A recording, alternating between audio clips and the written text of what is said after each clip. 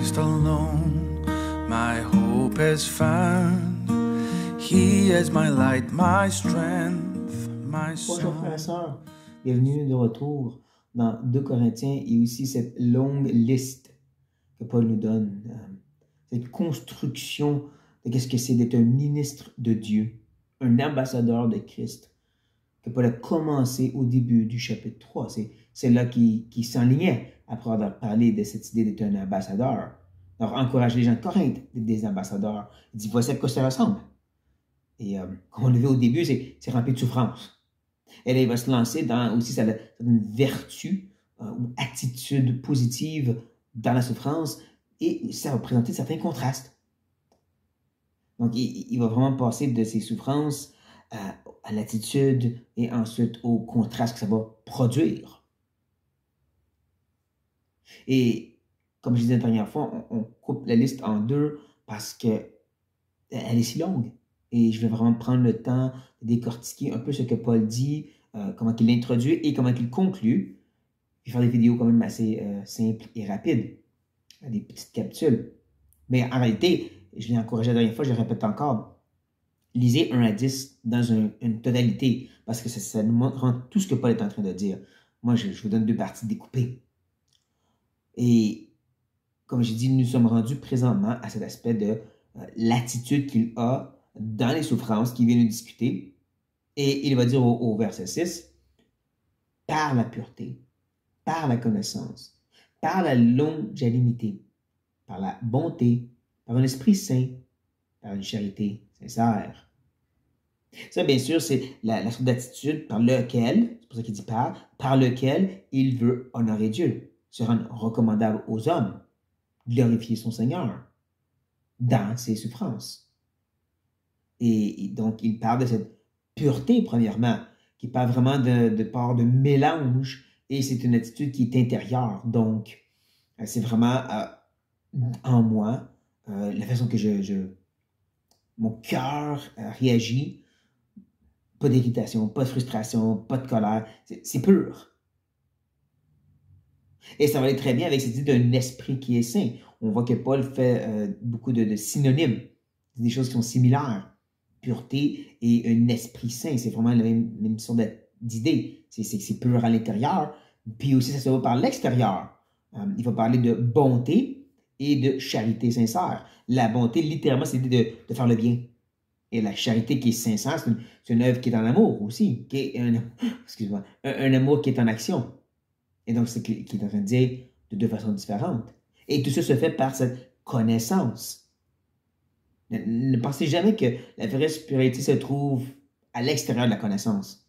Ce n'est pas en étudiant la Bible. Non, au contraire. Paul lui-même dit, c'est par cette connaissance que je vais pouvoir avoir cette pureté et cet esprit saint.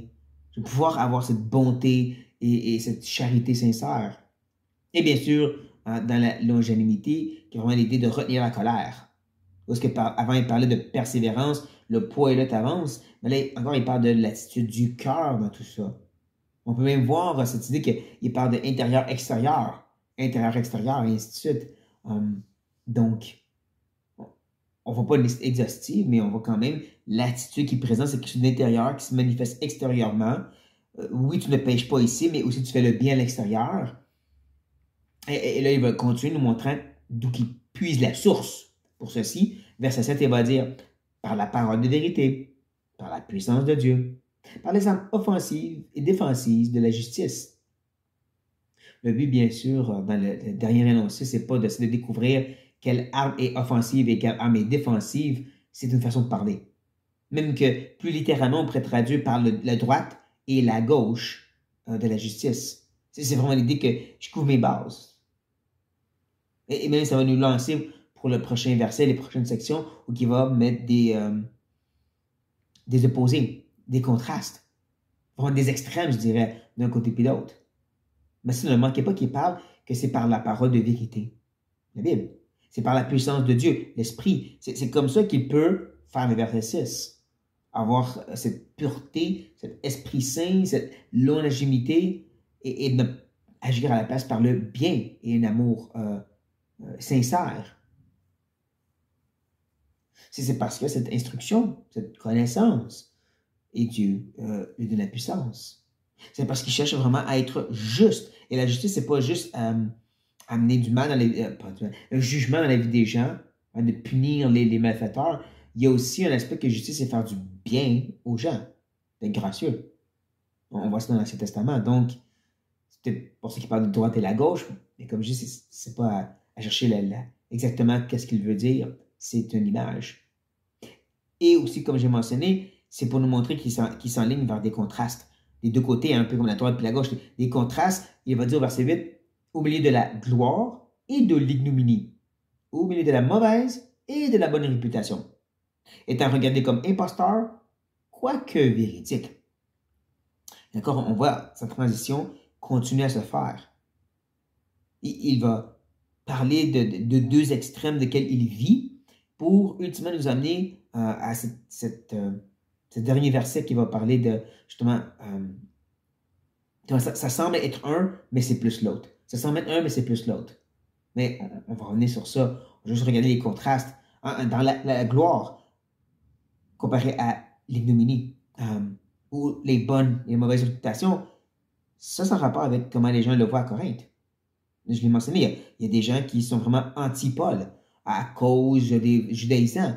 Et donc, eux, ce serait plus l'ignominie de parler outrageusement de Paul et de lui donner une mauvaise réputation. Ils le voient comme un imposteur.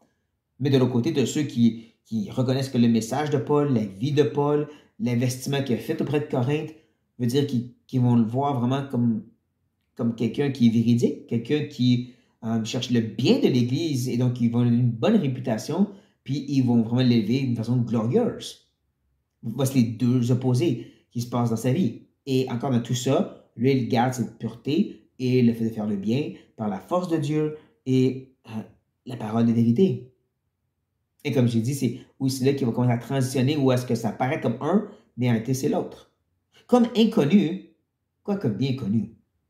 Comme mourant, voici, nous vivons. Comme chantier, quoique non mis à mort. C'est un peu comme on a vu dans le chapitre 4 où il faisait un peu ces contrastes-là. C'est une liste beaucoup plus courte rendue là quand il se décrivait, puis il parlait d'être persécuté, mais non justement détruit. Et d'autres comme ça. Puis là, il fait la même chose ici à la fin du verset 9. Mais comme j'ai mentionné, il présente on présente comme inconnu. C'est qui cet homme-là? Il a besoin d'une lettre de recommandation, mais il dit, je suis bien connu. Je n'ai pas besoin. J'ai œuvré ici. Vos vies transformées sont le témoignage. Je suis bien connu. J'ai l'air comme si j'étais en train de mourir parce que j'ai tellement souffert. Mais en réalité, Christ vit en moi. Il a mentionné encore dans le chapitre 4 l'idée que c'était comme un vase de terre qui était tout brisé, mais c'est pour révéler la vraie vie qui est en Christ. Et donc encore, il parle, ça a l'air comme je suis châtié, dans le sens puni par Dieu. On ne parle pas de châtiment comme dans Hébreux 12, mais vraiment puni par Dieu. Mais non, je ne suis pas en train d'être vu comme un mort, parce que Dieu, vraiment, il y a une punition pour ceux qui sont morts et sans Christ. Mais je ne suis pas mis à mort. Je ne suis pas dans ce genre-là, sous cette punition de Dieu. Et c'est là qu'il nous amène à sa conclusion. Toujours parlant de ces deux opposés, j'ai l'air de ça, mais je suis ça. Comme attristés, et nous sommes toujours joyeux. Comme pauvres, et nous enrichissons plusieurs. Comme n'ayant rien, et nous possédons toutes choses. Donc, on veut même faire un peu un recul et dire, c'est le fait qu'il semble avoir rien, mais arrêtez, il y a tout en Christ. Et c'est pour ça qu'il peut sembler pauvre, mais arrêtez, il est en train d'enrichir plusieurs. Parce qu'il cherche à faire le bien de l'amour fraternel. Et donc, il a peut-être l'air attristé, un peu comme un décourageant, un peu comme un power washer, toujours négatif. Mais en réalité, il y a une grande joie dans le Seigneur. Et donc, on arrive à cette liste-là, en se rappelant bien sûr que c'est Paul qui parle de lui-même et son équipe, mais c'est aussi Paul qui cherche à encourager les gens de Corinthe. Voici aussi votre réalité. C'est ça d'être un ambassadeur de Christ aussi. Nous vous exhortons de suivre, c'est-à-dire de ne pas faire de la grâce de Dieu un abus. Et donc, c'est Paul qui aussi nous interpelle maintenant, de dire que oui, il va peut-être avoir des gens qui vous rejettent à l'extérieur et à l'intérieur de l'Église. Des gens qui vont mal vous voir. Et comme Pierre ne dit pas parce que vous faites le mal, là, ça, c'est pas la même chose. Vous cherchez à être fidèle au Seigneur et les gens vont quand même parler mal de vous. ben, vous êtes appelés quand même à chercher à honorer Dieu par cette pureté et Esprit Saint, tout en faisant le bien et partageant cet amour sincère par cette puissance de Dieu, selon la vérité de Dieu. Chercher à mettre en pratique cette justice, et comme j'ai dit, c'est une justice qui, autant condamne le mal que cherche à faire du bien aux autres. Et donc, ça va peut-être sembler comme une façon de nous voir par les gens. Ils vont peut-être nous considérer des imposteurs, des profiteurs, des hypocrites.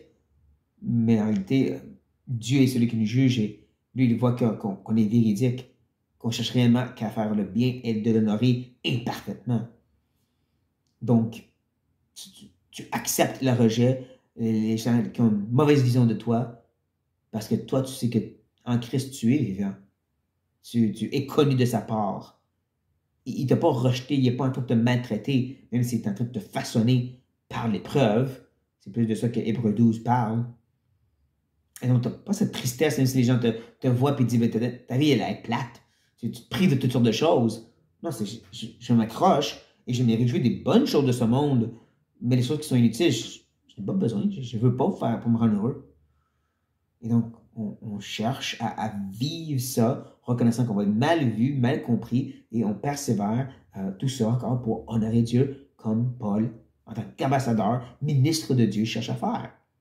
Et que le Seigneur donc vienne nous aider à être, comme je dis, transformés par ses paroles en lisant ce que Paul dit, ses contrastes, ses attitudes, et cherchant à les vivre nous aussi. Et sur ça, on prie. Ah, Seigneur, merci pour cette bonne parole, pour l'apôtre Paul, pour l'inspiration de ton esprit qui t'a donné ces mots, ces exemples, ces rappels, ces contrastes. On reconnaît à quel point, Seigneur, que c'est difficile de garder cette pureté et cette bonté devant l'épreuve, devant le rejet, la moquerie, les gens qui comprennent mal dans le monde, dans l'Église aussi. Mais on veut avoir les regards sur toi, surtout sur Christ, notre exemple par excellence, celui qui n'a pas maltraité, mais c'est pas débattu quand les gens l'ont violenté, mais au contraire, Seigneur, au contraire, il a dit pardonne-leur, car ils savent ce qu'ils font.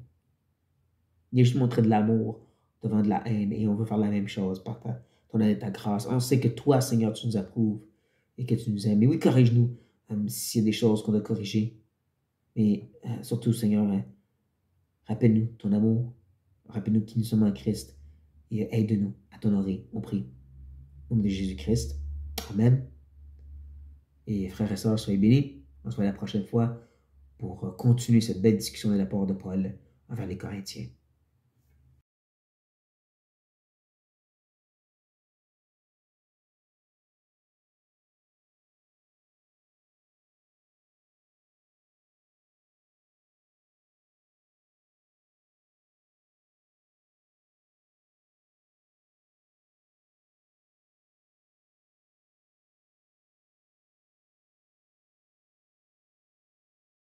Cornerstone, the solid ground, firm through the fiercest drought and storm.